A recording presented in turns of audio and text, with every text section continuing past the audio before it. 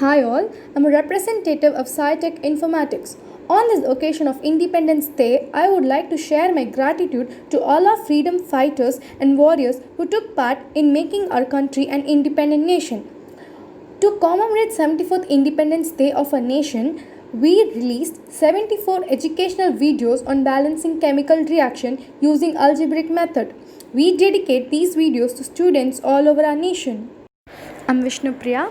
I'm going to tell you how to balance chemical reaction using algebraic method. Let's get started. So let me tell you what are the basic steps for balancing chemical reaction. Step 1. Molar coefficient as A, B, C, D, etc.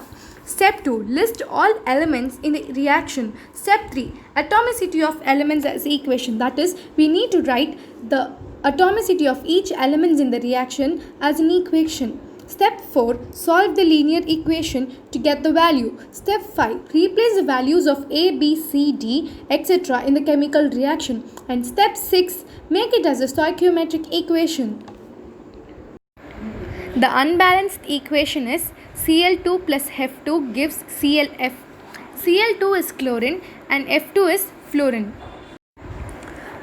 For balancing the reaction, Cl2 plus F2 gives ClF. Let us mark Cl2 as A, F2 as B and ClF as C. A, B, C are the molar coefficient.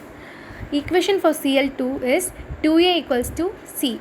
For F2, 2B equals to C.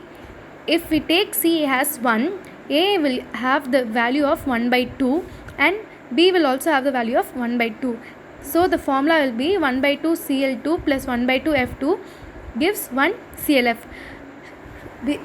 We have to have the equation in the whole number, so we are multiplying it in 2.